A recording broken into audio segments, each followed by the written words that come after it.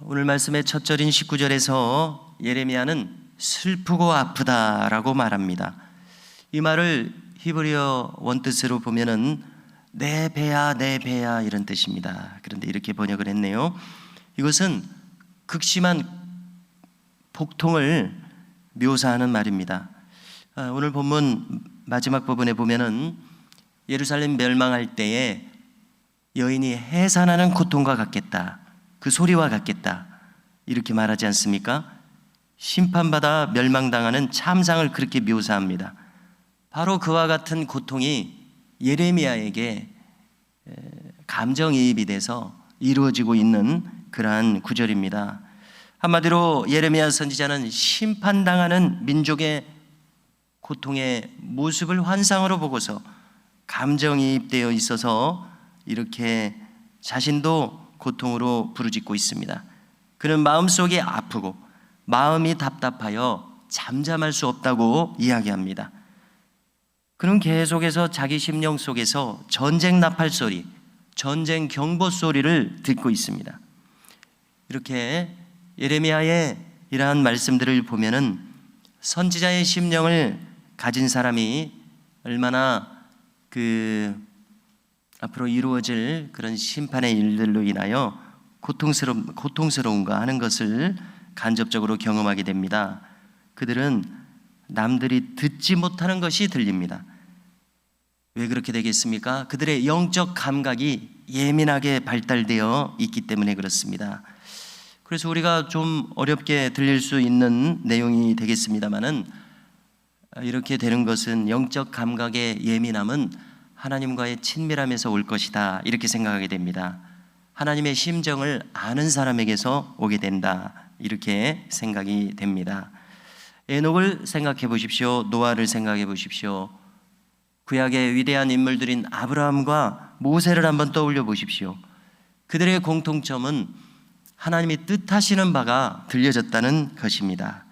하나님의 마음에 가까이 근접한 사람들이었다. 우리는 이렇게 말할 수 있을 것입니다. 이것은 엄청난 특권이었습니다. 그렇기 때문에 그들은 하나님의 뜻을 실현시키는 삶도 살 수가 있었습니다. 여기 이 예레미야도 그러한 관점에서 비교를 해보면 마찬가지입니다. 그는 하나님의 심정에 근접한 사람이었습니다. 그래서 하나님의 뜻하시는 바가 그 시대를 살면서 사람들을 향하여 바라보면서 깨달아집니다. 그래서 하나님의 말씀을 선포하게 됩니다. 인간의 영혼은 모두가 똑같습니다. 그 질이 똑같다는 이야기입니다. 다만 그 영혼이 덜 깨어나고 아니면 깊이 깨어나고의 차이입니다. 신앙의 분량과 성숙도가 다 같지는 않습니다.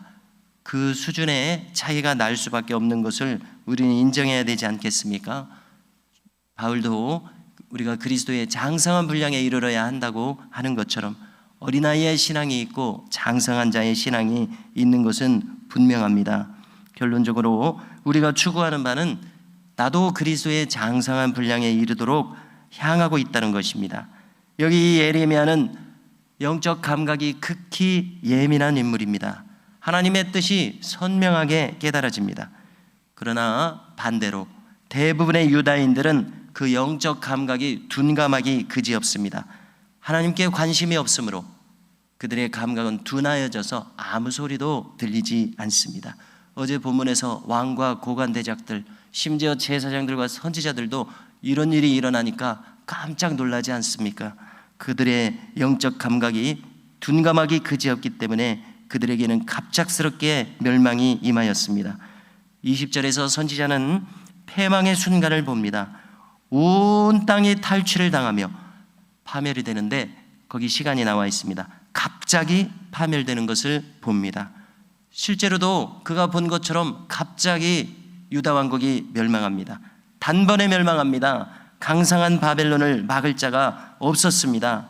유다와 예루살렘도 마찬가지로 무력하게 전광석화처럼 함락되고 맙니다. 전혀 저항하지 못하는 모양새입니다.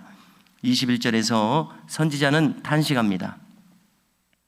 내가 저 깃발을 보며 나팔 소리 듣기를 어느 때까지 할꼬.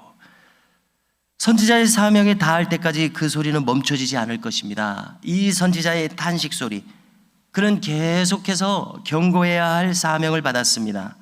그래서 실제로 예루살렘이 멸망할 때까지, 예루살렘의 멸망 후에 유다의 총독으로 남겨진 자가 살해당하여 그가 살해를 주도한 그 사람을 따라서 애굽으로 함께 피신가기까지, 멸망 이후로도 그는 그 나팔 소리를 계속 들을 수밖에 없을 것입니다. 그의 사명이 임박하여진 멸망을 선포하는 사명이기 때문에 그렇습니다.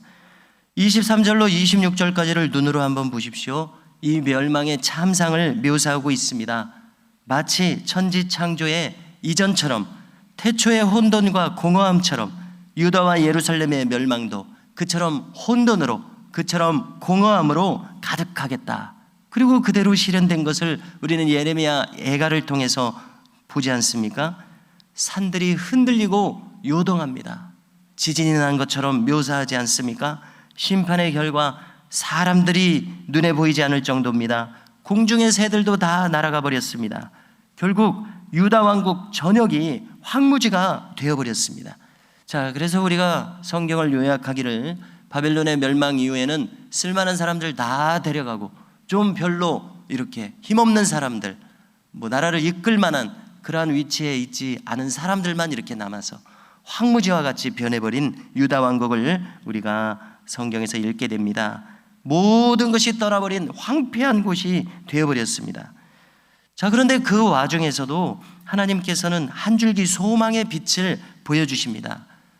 완전히 황무하게 될 것을 예언하시면서도 동시에 이사야, 예레미야 등등의 선지자들은 소망의 말씀 주신 것을 반드시 함께 선포합니다. 뭐라고 말씀하십니까? 내가 진멸하지는 아니할 것이며.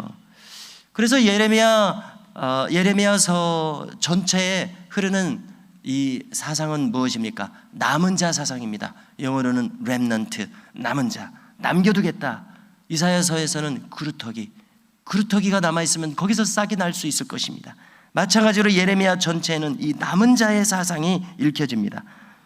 모든 백성들이 배약하여 심판당하였지만 마치 엘리야 시대의 7천인의 신실한 자들이 여전히 있었던 것처럼 이제도 하나님께서 남은 자를 남겨두실 것입니다. 그루터기와 같은 그들을 통해서 다시 소생케 될 때에 쓰임받을 소중한 씨앗이 되는 사람들이 있게 될 것이라는 이야기입니다. 내가 진멸하지는 아니할 것이며, 여기에 하나님의 크신 은혜와 자비와 크신 계획이 나타나 있습니다. 하나님은 모두가 멸망하여 전혀 소망이 없어 보이는 그곳에서도 남은 자를 통하여 그분의 뜻과 계획을 여전히 이어가실 것을 말씀하시고 계십니다. 여기 만일 마른 막대기가 있다면, 마른 막대기라도 하나님 손에 붙들린다면 변화될 수 있습니다. 거룩하여지고 충성되고 신실한 종이 될 수 있습니다. 그것이 비록 가장 작은 겨자씨와 같을지라도 그가 남은 자로서 하나님의 손에 붙들리기만 한다면 하나님께서는 바로 그 한 사람의 남은 자를 통해서 계속해서 하나님의 나라를 세워가실 줄로 믿습니다.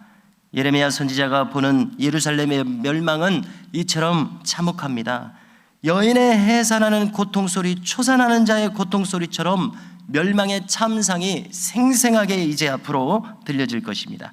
그 와중에서도 하나님께서는 남은 자의 구원 계획을 가지고 계셨습니다.